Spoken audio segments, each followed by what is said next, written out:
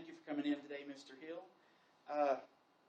As you know, this project, we've been working on this since last fall, so it's been almost a year now that we've been in the process of this, and we've come through several phases, and I finally have all the way up through our continuity of operations planning, so I get to add that in a little bit here to the end.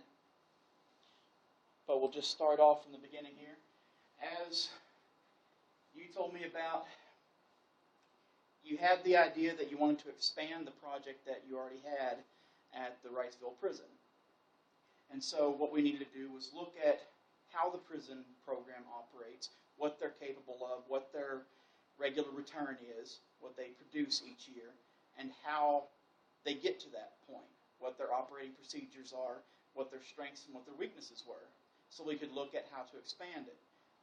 Then we started finding the problems in the system that makes it difficult to meet our needs, where we have to provide the equivalent educational materials to students across the state.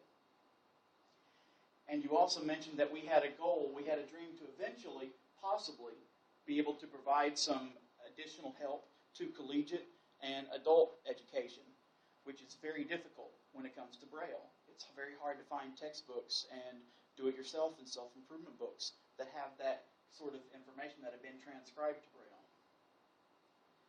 The way that we went about doing this was we evaluated the best practices of existing Braille transcription programs.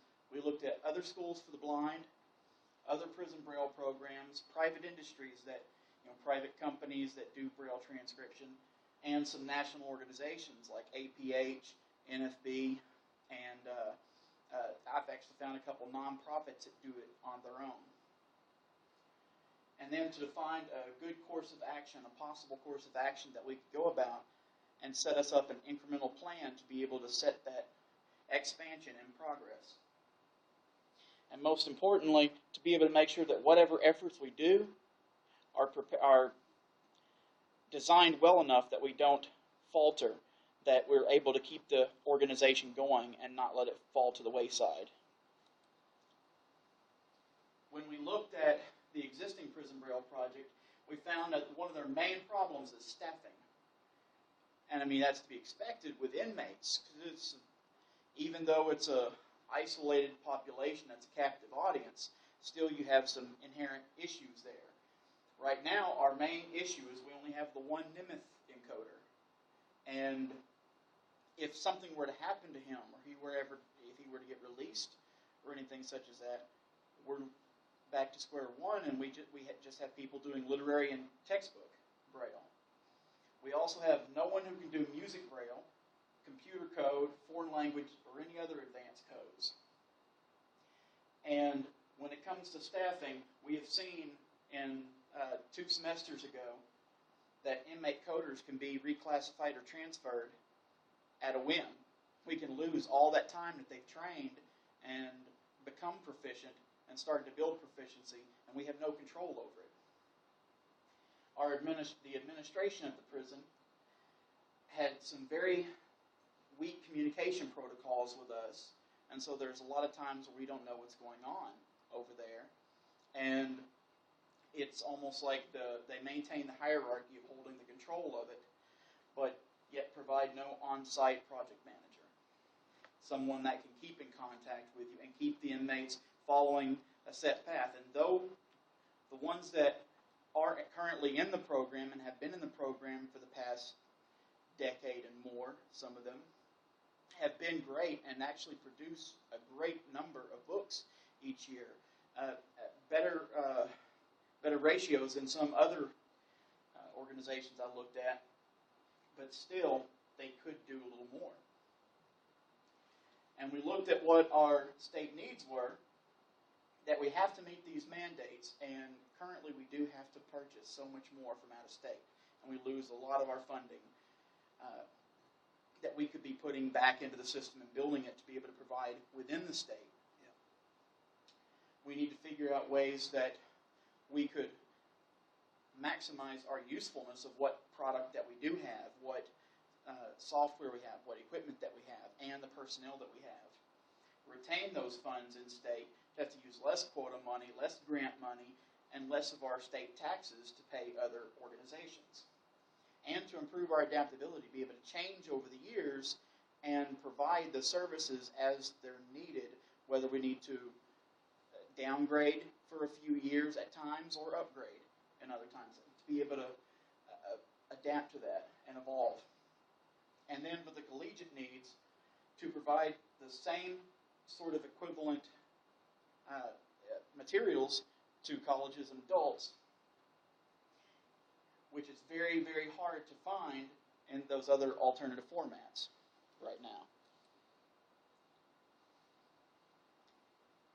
And as I said, we've relied too much on grants and out-of-state programs. A lot of times, yes, a lot of books can be found on Bookshare. We can get things from APH through quota money and things. But as I've learned from Bookshare, they actually have a limit on what they can do with some of the more advanced books. A lot of times they can't produce more advanced books.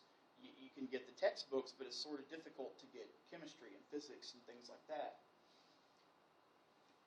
At the prison, one thing I noticed, whenever we do develop a program or expand the program, is we needed to streamline the ergonomics so that the organization of the workspace itself is set so that it is the most efficient method possible to do the work. Currently, the way that they have it set up, there's a lot of having to go around things and a lot of odd corners. There's no straight lines in between anything. So it takes more time to get from one console to the next. Again, it's a very tenuous status. The prison could decide if they want to downgrade, if they want to get rid of some people, or they want to throw in some more people that aren't really trained and expect them to get trained faster. And we don't have any control of that. It's not adaptable. We don't cater to college students. And the problem is that even though it is sustainable in the fact that it's been around since 1984, it's well funded, it has the structure that it will continue the way it is, it has stagnated and doesn't develop the way that time needs it to. Most important is the administration and the communication makes it very difficult for us to work with them. Even though that we have a staff between 5 and 10, currently we have 8 and only and 2 of those are training right now. So we have to be able to look at what our needs are and get more people in that can train others and continue to train upon one another and build each person, instead of having one Nemeth coder and everybody's learned literary and textbook, some of those that learned literary and textbook could be trained on Nemeth as well.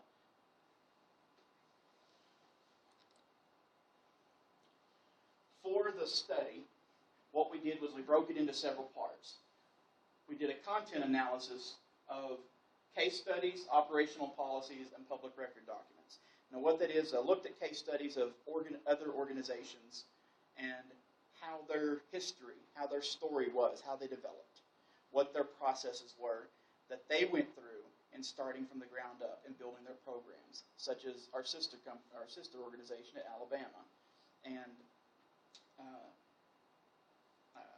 there's another relatively new one. It's been around for about 10 years now that's in Massachusetts. And they gave me a lot of information on how they were built up, how they started. And then we looked at operational policies. A couple organizations sent me their policy manuals, and it lists out exactly what they do, what their functions are, how they do it, who's responsible for what, and it gives a good idea of what's expected of them, and you can find what works and what doesn't for them. You can correlate it with what their business reports are every year, what their how their annual reports show, whether they're meeting needs, how much they're meeting, and it lets you see where you can build the organizational structure. And then we looked at public record documents, mostly federal mandates, and that was more for the continuity of operations. I found a great deal of federal documents that list out how continuity of operations is expected to be performed. And all these, we were able to correlate key phrases and similarities between them and assign negative and positive values to find out which different concepts, which different ideas lead to build a successful program. Then we did an impact analysis, figuring out an estimated cost, the timeliness, how long it would take to accomplish, the urgency, how important it is to get this done, and then the feasibility, how likely it is to happen. We also did a needs and effectiveness survey. I sent out surveys, questionnaires, to other schools for the blind across the country, prison Braille projects, a few private industries, and a couple national agencies. And that was basically asking them questions on their staffing, how they choose their staff, how many they keep on staff, how many they would like to have on staff, their ultimate goals, how they train their staff, how they administer them and lead them, what their requirements are as far as competency. We looked at what their operational policies were, how they managed their money, how they managed ordering books, how they managed distributing them. We also looked at whether or not they had continuity of operations plans. Most did not, unfortunately. And then what their public awareness was within their community that they serve.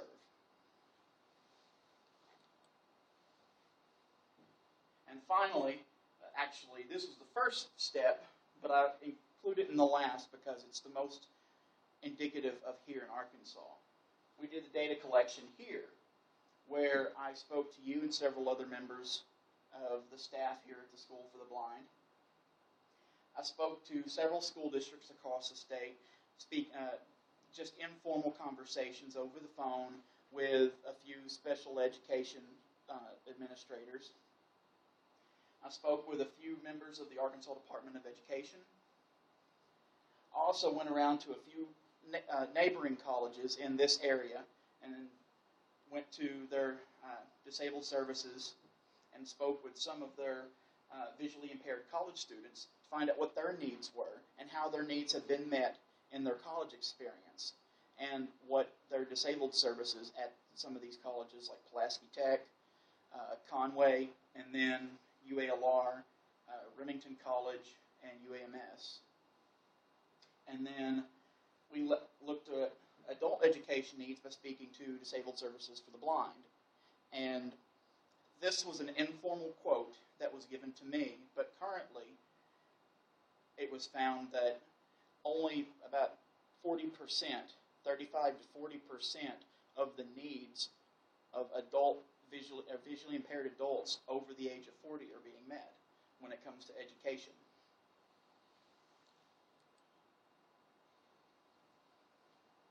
For our analysis with the survey, actually 40 were sent out, but 3 were returned back to me as invalid emails. So I'm only going to count 37 as being sent out, 37 questionnaires among 20 different agencies. Some of those agencies had multiple contacts.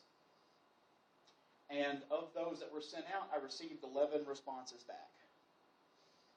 With the content analysis, I received from some of those respondents, they sent me 5 standard operating procedure manuals that I could look at how their operating procedures were.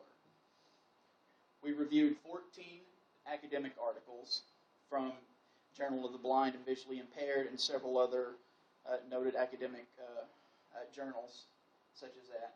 And then 21 different government documents that helped correlate improvements that could be made through continuity of operations. Then we did the local agency investigation, where I had the discussions with the ASB staff, with some of the inmate transcribers, and then some of the annual reports that were put out from here at ASB and from ADC from Wrightsville. What we found in the survey was, of the respondents, I had 6 prison Braille projects returned responses back to me. Out of those 11, I had 6. So it was rather interesting. I got more word back from administrators of the prison Braille projects across the country than anyone else. It is. I had only one state school of the blind return anything back to me, and that was Alabama. One national agency, and that was APH. And it was a roundabout way that I received something from her. She was actually on a contact for the Kentucky Braille Project at the Women's Federal Correctional Unit in Kentucky. But she works for APH, so she could only answer questions as an employee of APH. And then one nonprofit agency. So the Kentucky school, the Kentucky program, was it run through the School of the Blind? It did not appear, so it was federal. So it was federally run through APH. Through APH. Okay. It was a kind of a sister, well, not really a sister organization, but one of their pet projects in Kentucky. And then the nonprofit agency was in northern New Jersey. It was the American Red Cross of northern New Jersey. Has an extensive Braille program and an extensive public awareness. And then two private schools that mostly serve long distance training, and they serve customers from across the world. The Hadley School and Perkins School, I believe. And in each of those, they actually estimate that they serve over 10,000 people annually between the two of them through distance learning programs and different materials. And it's amazing that they do such a large number, and they actually have very few of their own transcribers. They buy a lot through the other programs. Mm-hmm. Most respondents were state agencies. There were 64% of those were state agencies. Most provide only to visually impaired school children. There were only 3 that provided to adults or college students out of those 11. How many state agencies actually were in charge of the program? I mean, it was all the prisons. like we are. It was all the prisons, all 6 of the prisons, the state school, and that's the 7 right there. There were 7 of the 11 that were state agencies. And then staff, it's a wide range. The smallest was the newer location up in Massachusetts at Bay Correctional, and they have 5. That's how many they have. They have capacity for 6, but they currently have 5 and no one training right now. And then some have over 100 people, and that's just the average range is between there. But when we get to the one nonprofit agency, in technicality, you can consider them to have over 1,000 employees because they have volunteers from all over the tri-state area up in New Jersey, New York, and Connecticut area. And so, It'd be interesting to know how many of those volunteers were blind. They didn't. I don't believe that they had any statistics to that. They didn't send me any. Most still produce only literary and Nemeth. Again, there were 7 that produced literary and Nemeth only. Well, technically, you can consider the ones that produce literary also produce textbook, but it's not too different between the 2. Most of them consider their literary their textbook, even though they're kind of coded different. But very few produce music, computer, or other specialized languages. And the National Federation of the Blind says that there is an extreme shortage of transcribers right now. That right now the country needs 400. It's actually 380, but I rounded up to 400. So it's about 380 people that we need right now to be transcribers. Within another 5 years, we can add another 700 to that number that will be needed. Just based on statistics of how many blind children and blind adults and blind college-age students there are. And then within 10 years, we will need another 1,000 added to that. That's interesting. So that's 2,100 people we're going to need as Braille transcribers within the next 10 years, approximately. For training and development on our survey, what we found above all, 100% of the respondents said mentorship was our key way to train personnel. They assign experienced, certified transcribers to instruct the ones below them and to raise them up. And they encourage one another. They find teamwork as one of the number one ways to improve.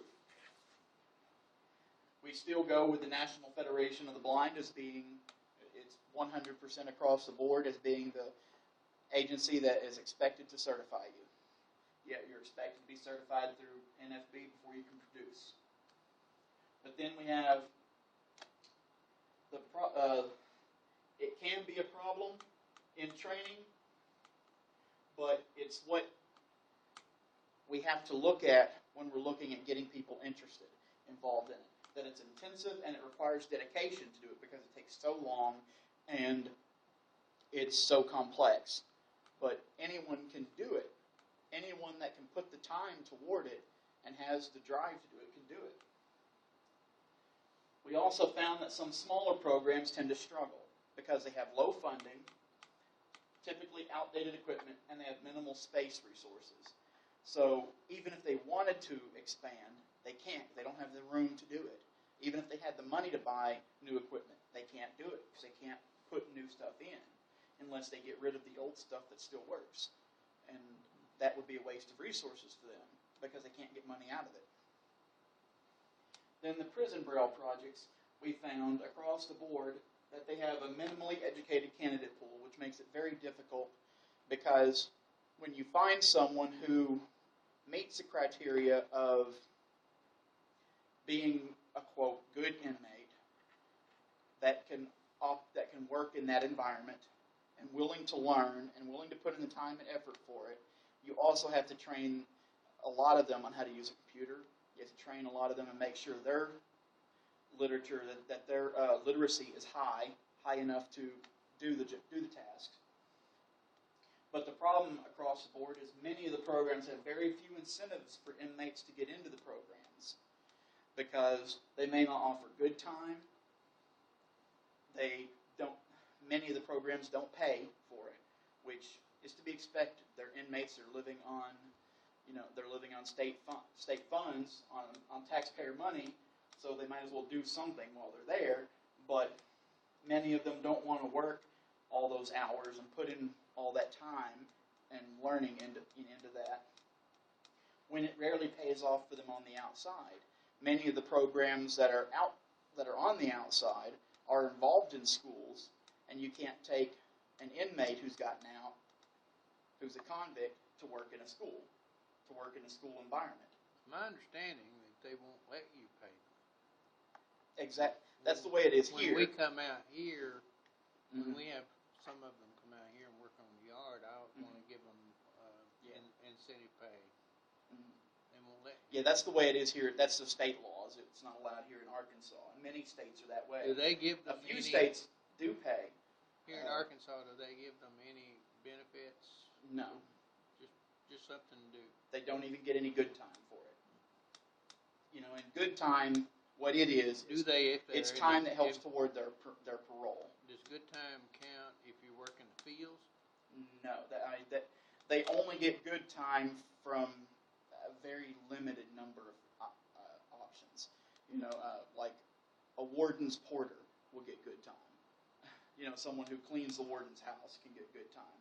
But someone who does that program doesn't. It's very particular within Arkansas.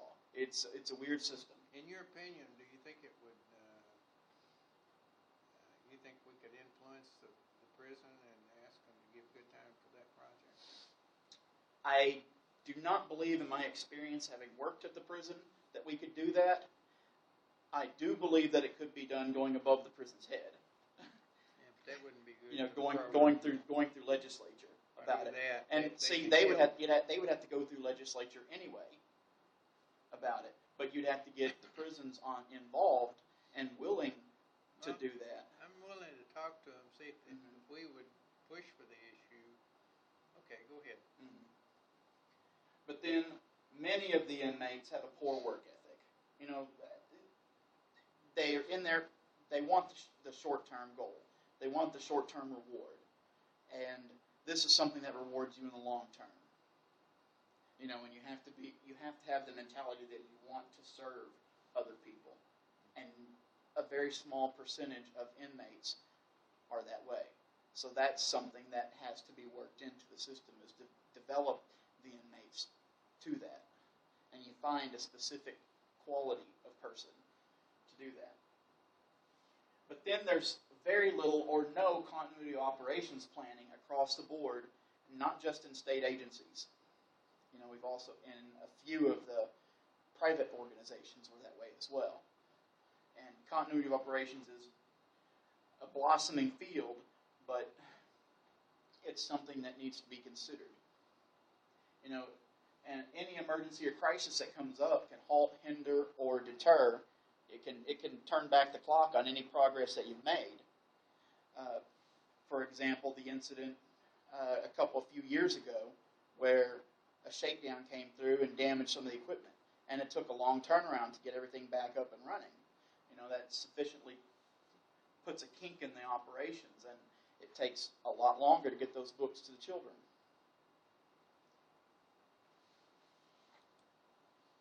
And then for the operations, we found that small operations tended to average about 12 inmates. Some smaller, like ours here, that has 6 and 2 training. And then the one in Bay Correctional in Massachusetts has 5. But then on the average, the smaller ones have about 12. But the medium-sized organizations tend to have 50 to 100. You know, they stay a larger number of people. Not all those are transcribers, but they could be staff helping the operations, with distribution, recruiting, accounting, things like that. And then the larger organizations, which are very few, had thousands of employees across the country, and some internationally. The medium-sized operations outnumber all others combined. You combine the large, you combine the small, and still there's more medium operations than large or small together. Only 4 of the respondents sell Braille books. That was only 30%, or 36% out of the 11. And that is a critical thing that we need to look at, because it would be putting money back into the system. The smaller project's annual budget is approximately $3,000 to $4,000 a year for some of the organizations. You know, just their operational budget. The one in Massachusetts, theirs was just under $2,000 a year for them to operate. The mid-range projects and state-funded programs typically have higher budgets, close to the $100,000 range, $100,000 to $150,000 range. What was Alabama's? Alabama's was in the $160,000 range for their budget, but they rarely ever use it because they end up having revenue come in. The revenue comes over the top of it, but you know, some of that includes the quotas that we get from APH and through Bookshare, and then there's some, you know, and also federal grant money that sometimes is applied for and accepted and given. Large-scale operations and the few smaller that do sell books, they recoup their expenses with sales and services as well as federal assistance. The one nonprofit receives all of that's above, with the exception of sales, and a portion of funding from donations and volunteers. A rather significant portion of funding from volunteers and donations. And volunteers, we consider that into their budget because the time that people put into work is work hours, and that can be considered as a financial gain. Which one of those categories did ours fit in? Ours fit into the small. We spent we fit into the medium on the budget, but we fit into small on our size. Okay. So ours is kind of an odd organization because being through the school and through the state, we actually have a higher budget that allows us to get the books that we have to buy out of state. And then the revenue for agencies that sell transcription service typically exceed $80,000. And the smallest was Alabama. And last year theirs was $85,000 was their revenue. Well, that was actually their profit that they made. Specifically for the budget that we have to run the prison project, most of the finished product comes to us. Mm-hmm. But we do put in more than $4,000 a year into out of our budget into the project. We provide them with desks, chairs, all that stuff. And see, in these results from the survey, I didn't include our results from here, from this program. This is what I got from the responses from other organizations. Okay. And I did include our revenues in the average, what our averages were. But for public relations, prison projects, because security precludes public contact, many times the people in the community don't know about the project, and the people of the community have no way of getting involved. And a lot of the programs, they may be mentioned, they may be occasionally put in a newsletter or on their website, but there's very little public awareness done. There's very little public interest stories done in the media for it. It's usually kept kind of quiet and it's small. They just offer it, again, as I mentioned, something for the inmates to do. And unfortunately, we have many of the sighted have the tendency of not thinking about the needs of the blind and visually impaired. And so it goes on the back burner to a lot of people, from what I've seen. That's only my specific lens of it. But then we found that management focuses not on producing, they focus on managing the inmate's time. They know we got to keep the inmates there for a certain amount of time and keep them out of trouble. That's all they're interested in, is giving them something worthwhile to focus on to keep them out of trouble. They don't really worry about what we can actually do with the program. And then the way that the organizational structure is created, it prevents us from being able to be more involved in the program and to make the changes that need to be made, because it's very hierarchical and it's very rigid and locked in place the way that it's set up. The schools, we found that their public relations, they're pretty good about sending out newsletters to alumni and other staff, family members of their students, but they're not as good with staying involved with their communities. They do very little social media. They do very little newsletters to members of the community that they're serving. They really focus on just people that are immediately involved with them.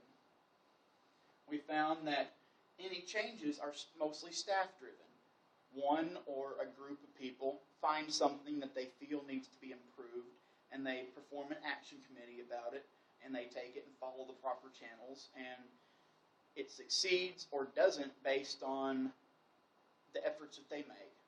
And so it's mostly staff-driven. And then there's most of the approvals and actual changes get made when it's accepted through the board and when it's accepted through legislatures. So political action is pretty much required with the schools. It's not something that can just be done just because you want it done. With the nonprofits, they are a lot more active with their public because that's who supplies them with volunteers and with money, with funding. So they are very great with social media, very good with getting newsletters out, very good with developing donor services. They design these extensive series of donor levels where they appeal to the donor and they kind of build a reward system within the donors. And so the donors actually become more involved in the program, and they tell their friends, and their friends tell their friends. And so it spreads a lot more. And they are really good about forming fundraiser events. And at the fundraisers, they're not only asking for money, they get people involved, more people to volunteer. Every year, the one at American Red Cross in New Jersey, every year, starting in September, they begin a 20-week course where they will train up to 60, or sometimes more, they'll train up to 60 new transcribers in 20 weeks and get them certified. And they do that every year. And so they're adding and adding and adding. And these volunteers, they may not be able to come in every week and do something. They might put 4 hours a week and not come back for 3 weeks. But they have so many that are doing it, and they're following a standardized training regimen. They all learn how to do the same thing the same way. They can come in and pick up where somebody else left off. They've developed a really great system about it. And then in the private industries, we looked, their number one focus was on service, product, and results. They want to see the almighty dollar. They want to see that they're in the black. And so they focus on advertising for their public relations. They show, this is what we make, this is how we do it, this is what our history is, this is who we are. Come see us and we'll help you out. So even though they are great about getting their message out to their target publics, they're not very great with listening to feedback. In our content analysis, we found that most of in the formative process, they start with grassroots. They start with the people. They start with who's interested in doing it. You just start getting the word out to your friends, your neighbors. You start doing leaflet campaigns, petition campaigns. You start recruiting volunteers, getting other people involved that are interested in it, and they start spreading the message. And then you get into the political aspect, where you're submitting petitions for this. You're submitting letters to your congressman that you're interested, you want to see this change.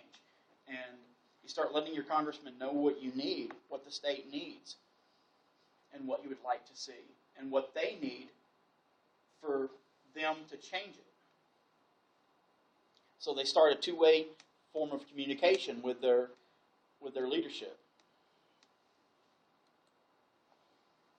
Then we looked at the organizational management, the way that the mentorship is set up, that the mentors are expected to have a year or more, at least, of experience having been certified in order to train other people behind them, as well as the willingness to take someone under their wing and train them up behind them.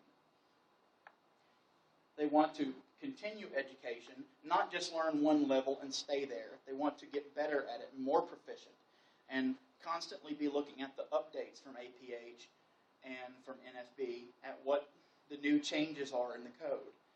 Constantly staying on that. Staying into reading trade journals about Braille, finding out where changes are, how Braille is evolving. That way that they're constantly improving their own understanding of Braille and their own ability, their own competency. When you're doing that, we find that it's also the most efficient to build opportunities into your plan for staff to develop themselves, to not get stuck just doing the one thing, that if they improve, they actually can receive, more benefits from it. They get leadership roles, and they see that there can actually be a projected career out of it. Even for volunteers, they find a volunteer career. And then we find that we need to assess and reassess constantly. We're always evaluating our efficiency and effectiveness. We're always looking at if the system's working. We're seeing if there's something not working or not as efficient as it could be, how we can improve it. We're constantly looking at that, and also always looking at what risks that there are, what threats could possibly derail what we're doing. And that way, we build up the adaptable sustainability, that we can evolve as we need to and still be able to keep the program growing and growing. Now, in continuity of operations, we have a 4-step process with it. The first thing that we want to do is we want to prevent anything bad from happening. To do that, we have to prepare ourselves to respond to any kind of crisis. That's where the assessment and reassessment comes in play, is we're always preparing ourselves, making ourselves better. And then we have to be ready to respond to a problem when it happens, and have the steps in place that we know who's responsible for what, who's in charge? If that person's not there or can't do anything, who steps up behind them? And then, how do you quickly get back to recover, to get back to normal operations? We find that the first most important thing is human capital, the people. You've got to have good leaders. You've got to have people that are passionate about the field. They're passionate about what they do, about their mission. And they're not only competent in their job, in fact, they can be average in their job. They can be average transcribers. They do not have to be excellent and perfect.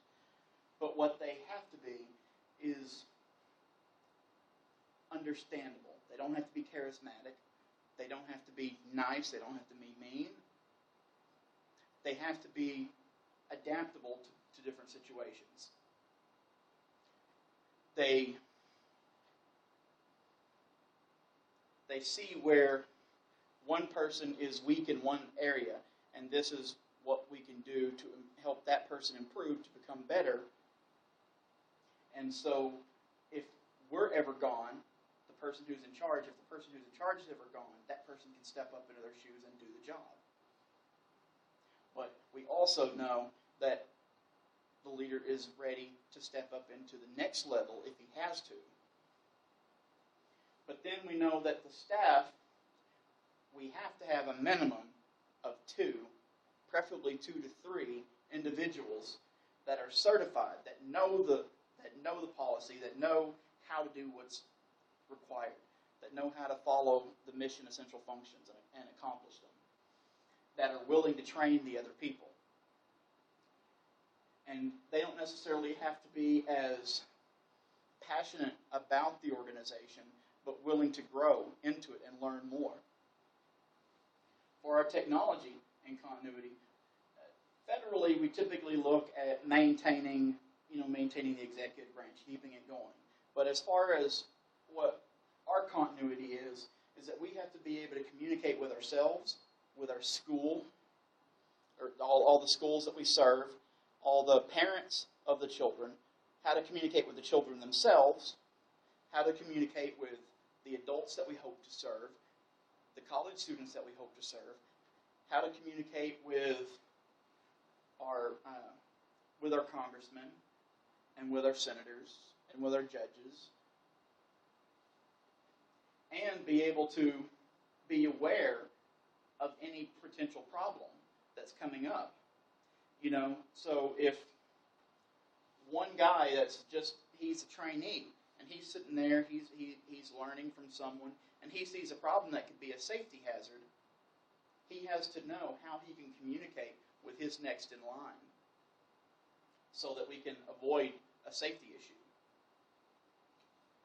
And then that gets into equipment, that we have to constantly be monitoring our equipment and constantly be preparing so that if an event happens, some kind of emergency, we know how to protect our equipment and also protect any vital records, any documents that we have, and be able to get that system back up and running as soon as possible.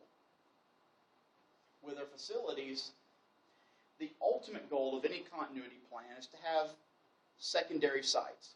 You have a primary site where you operate most of the time, but in the event of, say, a tornado comes through, or a flood, or a fire, you have a plan in place to be able to move to an alternative facility and continue your operations, even if it's in a diminished capacity, until you can get back up and running in your primary site.